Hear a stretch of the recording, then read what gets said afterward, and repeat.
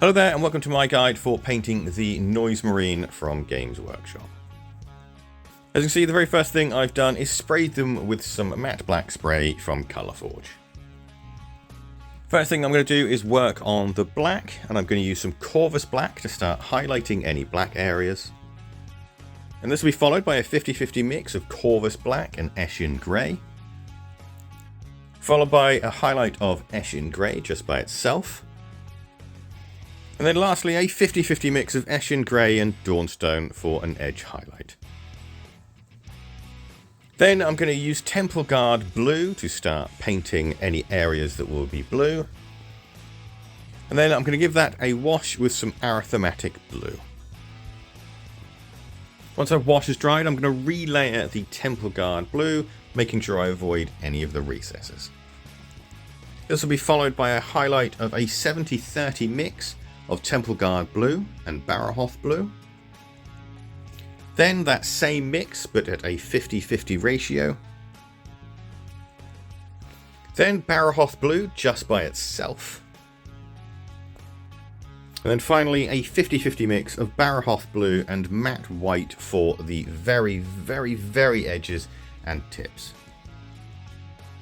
Next I'm going to work on his feet, which are going to be Scarabite green. And then I'm going to use Warpstone Glow to paint the back of his hair. Both of these green areas will receive a wash with some Beltan green. While that wash dries, I'm going to paint his guitar and the front of his hair with some Mephiston red. And that will get its own wash, but this time I'm going to use Carroburg Crimson. Once the green wash is dried, I'm going to use some Sarabite green to relayer the Sarabite green. And this will be followed by the first highlight of a 50-50 mix of Sarabite green and matte white. And then that same mix, but at a 70-30 ratio in favour of matte white. For the green hair, I'm going to relayer the Warpstone Glow. Then use a 50-50 mix of Warpstone Glow and Moot Green. And this is followed by a little bit of Moot Green just by itself. For the guitar, I'm going to relayer the Mephiston red, and I'll also do the same with the front of the hair. Then I'll start highlighting with a 50-50 mix of Mephiston red and Evil Sun Scarlet. This will be followed by Evil Sun Scarlet just by itself.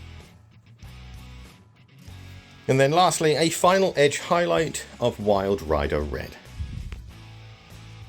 Then we're going to use Jakero orange to paint the orange part of his hair.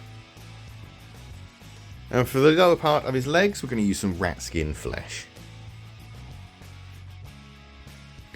Then I'm going to use some Fugan orange to highlight the studs and the strap that's on his legs, as well as shade his hair.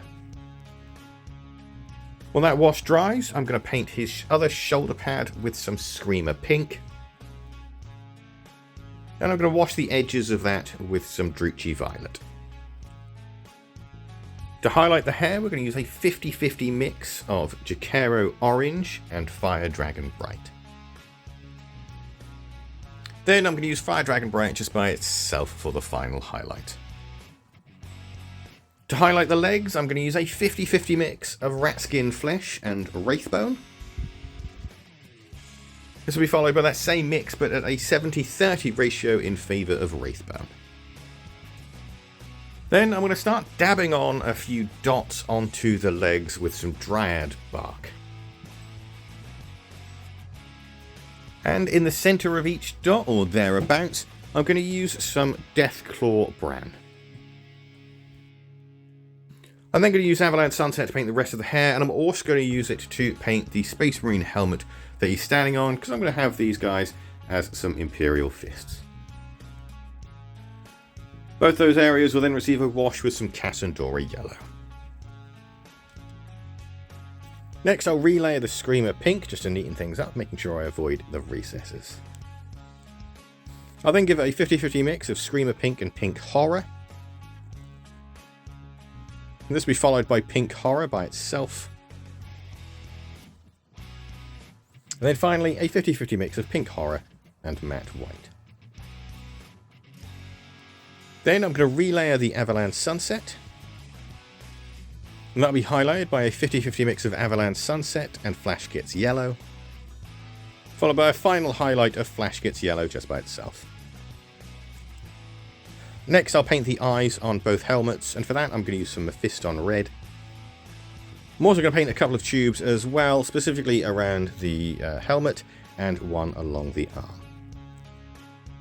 I'll then highlight it all with some Evil Sunz Scarlet. And a final highlight with Wild Rider Red. Lastly, a very, very small bit of matte white will be dotted in the back corner of the lens. I'm then going to paint the other tube on the arm the same way we painted the helmet and the hair, with some Avalanche Sunset. For any straps, I'm going to use some Mournfang Brown. All of that will then be given a wash with some Agrax Earthshade. And while that dries, I'm going to use some Grey Seer to start painting the top of the helmet, followed by a 50-50 mix of Grey Seer and matte white, and then finally a highlight of matte white just by itself. I then relayered the Mournfang Brown, making sure I avoided all of the recesses. Followed that up with a highlight of a 50-50 mix of Mournfang Brown and Scrag Brown. And then a final highlight of Scrag Brown just by itself. I then used Abaddon Black to put some hazard lines on the yellow pipe on his arm. And I also very carefully used Abaddon Black to paint some lines onto his helmet. I then painted the tube connecting to the guitar with some Eshin Grey. It's now time to work on the metallic, so first things first, I'm going to use some Retributor Armor to paint any gold areas. And I'm going to wash those areas with some Fugrin Orange. While that dries, I'm going to paint any darker metal with some Iron Warriors. And the lighter areas will be painted with some Iron Hand Steel. Then both silver areas will receive a wash with some Nuln Oil. Going back to the gold, I'm going to use a 50-50 mix of Retributor Armor and Uruk Armor Gold for the first highlight. This will be followed by Uruk Armor Gold just by itself.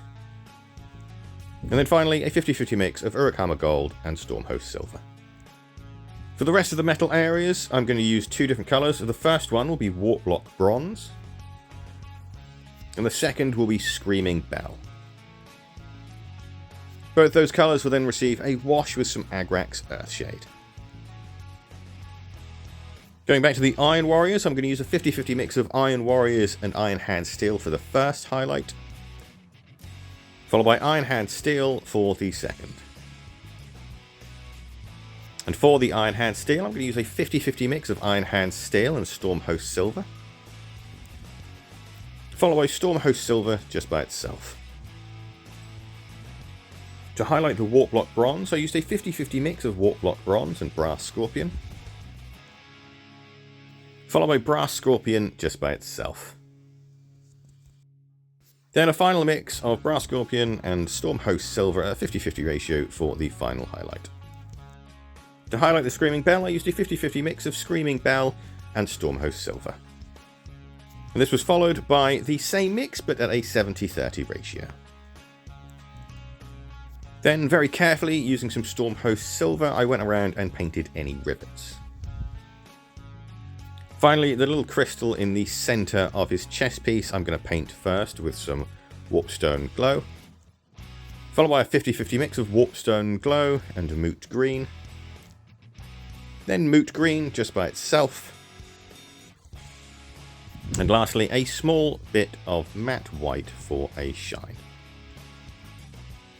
There we are. Once you've based them and put your chosen iconography on them with the transfers, that's him finished. And I've got to say, I had an absolute blast painting this guy. I don't know why I put him off for such a long time. He does, however, take a little while to paint. He took around about 8 hours to paint just by himself.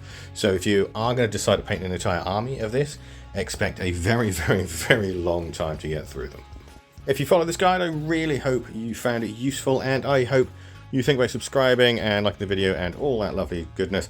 And check out the other videos we've got on here. We've got some more 40k stuff, we've got some other games as well. And, well, all that's left to say is thank you again so much for watching, and goodbye for now.